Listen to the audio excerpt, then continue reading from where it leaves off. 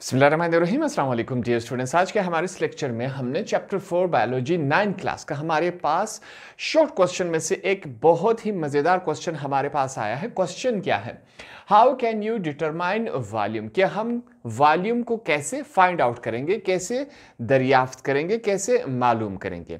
तो इस क्वेश्चन में हमने क्या करना है, दो काम करने हैं। पहला कि हम वॉल्यूम को फाइंड आउट कैसे करते हैं, वॉल्यूम को मालूम कैसे करते हैं, और दूसरी बात यहां पर हम सीखेंगे कि भाई वॉल्यूम है क्या। ठीक है, अब जब तक हमें मालूम नहीं होगा कि वॉल्यूम क्या है, हम कोई भी वॉल्यूम फाइंड आउट नहीं कर सकते। अब इस क्वेश्चन का जो हम थ्योरी देखेंगे आपकी किताब में जो लिखा हुआ है, अगर हम इसको इंग्लिश में पढ़ेंगे तो हमें कुछ समझ नहीं आएगा। हम यहां पर क्या करेंगे, आसान अल्फाज में आसान एग्जाम्पल से वॉल्यूम को समझेंगे।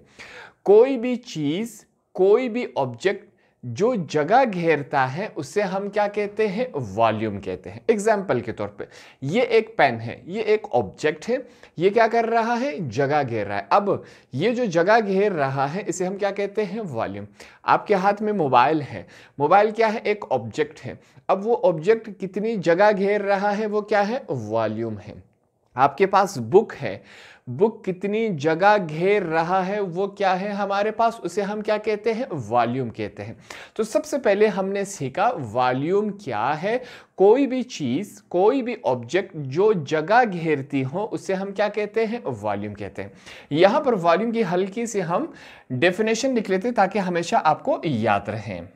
अब सेम वही बात यहां पर हमने लिखी, the space occupied by an object is called volume. कोई भी चीज, कोई भी ऑब्जेक्ट जितनी जगह घेरता हो उसे हम क्या कहते हैं, वॉल्यूम कहते हैं।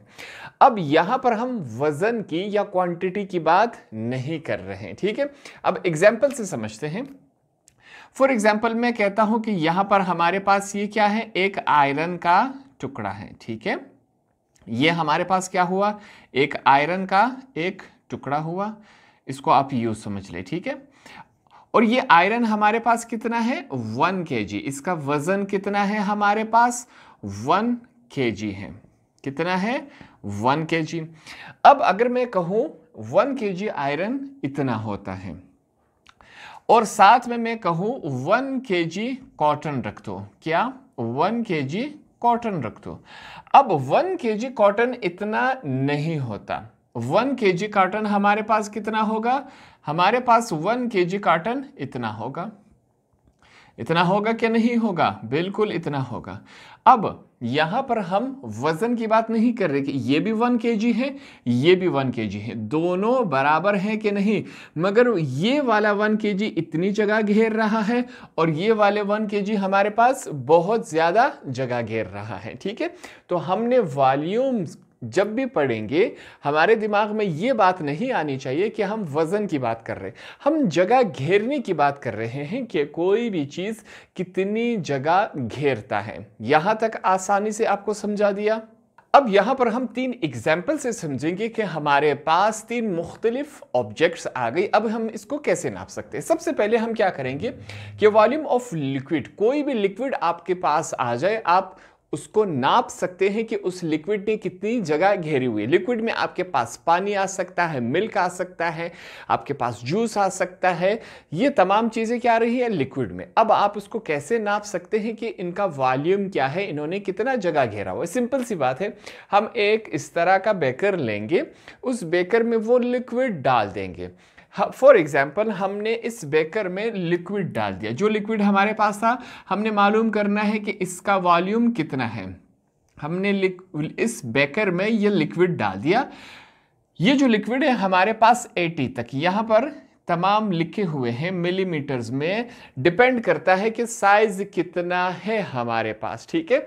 यहां पर आपके पास लिखे होंगे। एग्जाम्पल बेहतरीन यही है, घर में जो बच्चों की फीडर होती है उसको चेक कर ले, वहां पर जो दूध के लिए इस्तेमाल होता है वहां पर ये तमाम नंबर्स लिखे जाते हैं। अब उस हमारे पास फीडर में हम लिक्विड डालते हैं, लिक्विड की शक्ल में क्या होता है, मिल्क डालते हैं।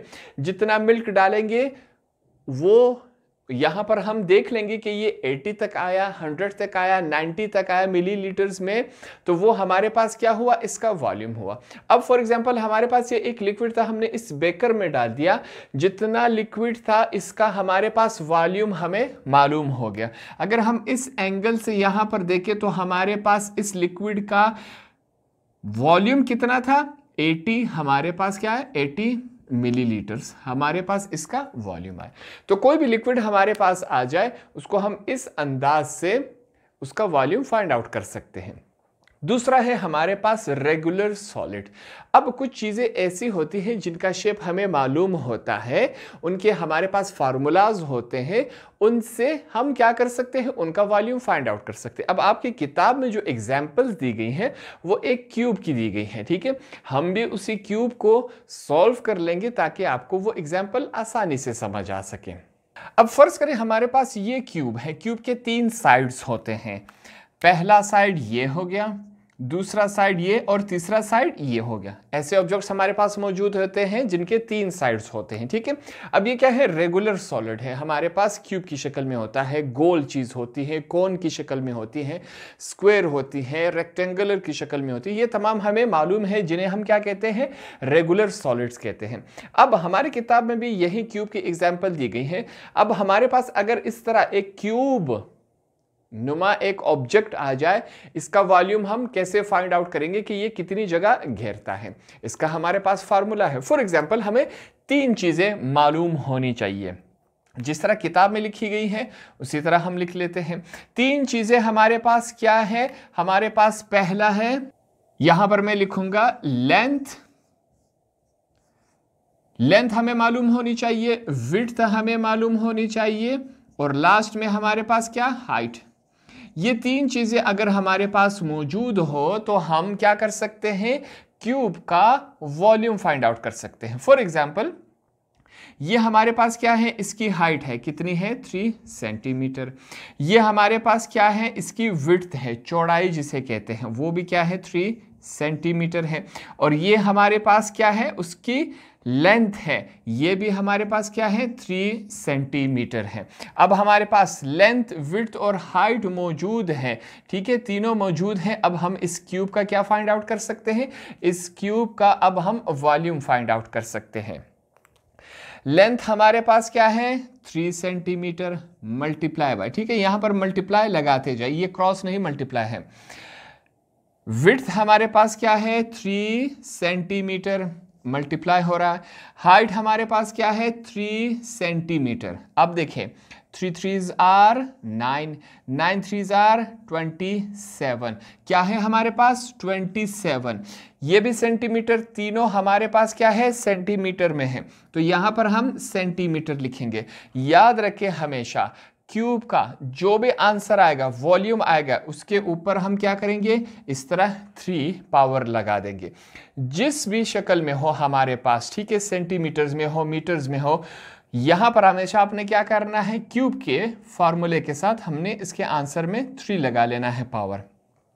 तो हमने क्या किया, ये क्यूब शक्ल का हमारे पास एक ऑब्जेक्ट है, इसका हमने क्या फाइंड आउट कर लिया, इसका हमने वॉल्यूम फाइंड आउट कर लिया कि इसका 27 सेंटीमीटर क्यूब इसका वॉल्यूम है, 27 सेंटीमीटर क्यूब इसने जगह घेरी हुई है, ठीक है। अब हमारे पास ये क्या है, क्यूब नुमा एक ऑब्जेक्ट आया हमारे पास। अब हमारे पास अगर एक गोल चीज आ जाए, जिसे हम क्या कहते हैं, स्फीयर कहते हैं, उसका भी हम फाइंड आउट कर सकते हैं। अब कोई ऑब्जेक्ट हमारे पास स्फीयर इस तरह गोल आ जाए, इसका वॉल्यूम हम कैसे फाइंड आउट करेंगे कि ये गोल चीज कितनी जगह घेर रहा है। इसका फार्मूला हमारे पास ये है, पाई की वैल्यू रख देंगे, रेडियस की वैल्यू यहां पर हम पुट कर देंगे, और हाइट इसकी पुट कर देंगे। हमारे पास इस फुटबॉल की या इस बॉल की या इस गेंद की हमारे पास वॉल्यूम आ जाएगा कि इसने कितना जगह घेरा हुआ है। सेम इसी तरह इस शेप की कोई ऑब्जेक्ट आ जाए हमारे पास, इसे हम क्या करेंगे, सिलेंड्रिकल शेप कहते हैं। इसका हमारे पास फार्मूला ये है, पाई और रेडियस का यहां पर वैल्यू हम पुट कर देंगे, हमारे पास इस सिलेंडर शेप की वॉल्यूम हमारे पास निकल आएगी कि इसने कितना जगह घेरा हुआ है। इन तमाम एग्जाम्पल्स को समझने के बाद हमें एक बात मालूम हुई कि वॉल्यूम क्या होता है। कोई भी ऑब्जेक्ट जो जगह घेरती हो, कितनी जगह वो घेर रहा है, वो उसका वॉल्यूम है। तो हम हर शेप का वॉल्यूम फाइंड आउट कर सकते हैं। हर शेप का अलग अलग हमारे पास क्या है, फॉर्मूला है।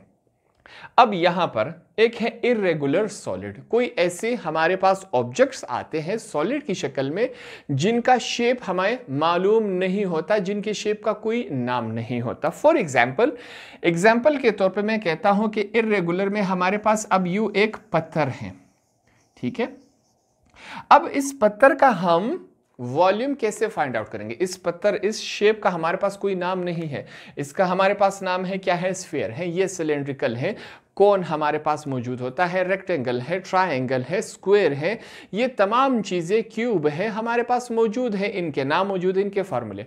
अब अगर हमारे पास ऐसा कोई ऑब्जेक्ट आ जाए जो इर्रेगुलर हो, जिनका हमें नाम मालूम नहीं हो, जिसका हमारे पास फार्मूला नहीं, तो उसको हम उसकी वॉल्यूम कैसे फाइंड आउट करेंगे कि इस ऑब्जेक्ट ने कितना जगह घेरा हुआ है? इसका सिंपल सा है, हमारे पास हमने पानी, इस बेकर में पानी डाल दिया, ठीक है। पानी हमने डाला, हमारे पास पानी कितना है, 80 ml है। फॉर एग्जाम्पल हमने ये ऑब्जेक्ट उठाया, इस पानी के अंदर डाल दिया, ठीक है। ये ऑब्जेक्ट उठाया हमने, इस पानी के अंदर डाल दिया। अब पानी के अंदर जैसे ही डालेंगे, पानी का हाइट ऊपर जाएगा कि नहीं जाएगा? बिल्कुल जाएगा। पहले पानी 80 पर था, अब पानी जो है वो यहाँ 100 पर आया, ठीक है।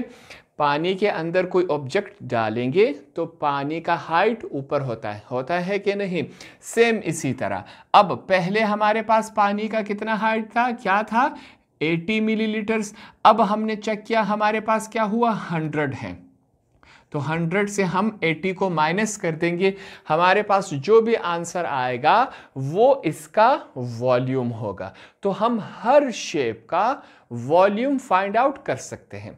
तो हमारा ये जो टॉपिक था कि how can you determine volume, कि हम वॉल्यूम किस तरह डिटरमाइन करते हैं, किस तरह फाइंड आउट करते हैं। यहाँ पर कुछ एग्जाम्पल्स मैंने बताए, लिक्विड की भी बताई, गोल चीज़ की बताई, सिलेंडर की बताई, क्यूब की बताई, कि हम किस तरीके से उनका वॉल्यूम फाइंड आउट कर सकते हैं। आसान सी बात, दुनिया में जितने भी ऑब्जेक्ट्स हैं, चाहे वो किसी भी शक्ल में हो, हम उसका वॉल्यूम फाइंड आउट कर सकते हैं। अब इसकी डेफिनेशन की तरफ जाएंगे। तो क्वेश्चन हमारे पास क्या था कि कोई भी वॉल्यूम हम कैसे फाइंड आउट कर सकते हैं। वॉल्यूम क्या थी, कोई भी ऑब्जेक्ट जो जगह घेरती हो उसे हम क्या कहते हैं, वॉल्यूम कहते हैं। The volume of any cube, cube किसे कहते हैं, इस शक्ल के जिसके 3 साइड्स हों उसे हम क्या कहते हैं, क्यूब कहते हैं। क्यूब यहां पर हमने क्यों लिया, क्योंकि आपकी किताब में ही क्यूब का एग्जाम्पल है कि अगर हमने किसी भी क्यूब का वॉल्यूम फाइंड आउट करना है, can be determined as the amount of space the cube takes. अगर हमने किसी क्यूब का वॉल्यूम फाइंड आउट करना है, वॉल्यूम मतलब कि इस क्यूब ने कितनी जगह घेरी हुई है, स्पेस, ठीक है, और या is the amount of space inside the cube, या इस क्यूब के अंदर कितना स्पेस है। दोनों बातें एक ही है कि इसने कितना जगह घेरा हुआ है या इसके अंदर कितना जगह है, दोनों बातें सेम है। वॉल्यूम के लिए अगर हम फाइंड आउट करें, to find the volume of any cube you need to know the length, width, height. किसी भी क्यूब के वॉल्यूम को फाइंड आउट करने के लिए हमारे पास 3 चीजें होनी चाहिए। पहला, लेंथ, विड्थ और हाइट। आपकी किताब के एग्जाम्पल में हमारे पास लेंथ यहां है, कितनी दी हुई है, 3 सेंटीमीटर। सेम इसी तरह विड्थ, चौड़ाई कितनी दी गई है, 3 सेंटीमीटर। हाइट कितना दिया गया है, 3 सेंटीमीटर। तो यहां पर देखिए, हम लेंथ हमारे पास क्या है, क्यूब का वॉल्यूम फाइंड आउट करना है, इसका फॉर्मूला हमारे पास ये है। लेंथ कितनी है हमारे पास, 3 सेंटीमीटर मल्टीप्लाई बाय विड्थ कितनी है हमारे पास, 3 सेंटीमीटर। हाइट कितनी है हमारे पास, 3 सेंटीमीटर। वही 3 3s are 9, 9 3s are 27। यहां पर आपके पास कोई भी पैमाना हो सकता है, सेंटीमीटर, मीटर्स, किलोमीटर्स, कुछ भी हो सकता है। क्यूब के आंसर में हमेशा यहां पर पावर क्या लगेगी, 3 लगेगी। ये आपने सिर्फ याद करना है। तो हमने इस क्यूब का जो हमारे पास दिया गया था, इसका वॉल्यूम हमने फाइंड आउट कर लिया कि इस क्यूब ने कितनी जगह घेरी हुई है, 27 सेंटीमीटर क्यूब इसने जगह घेरी हुई है। तो ये एक आसान सा टॉपिक है। वैसे तो अगर इंग्लिश में इसको पढ़ा जाए तो बिल्कुल मुश्किल होगा। आसान अल्फाज में कोई भी चीज़ जो जगह घेरती हो वो उसका क्या होता है, वॉल्यूम होता है। इस टॉपिक को हमने क्लियर कर लिया।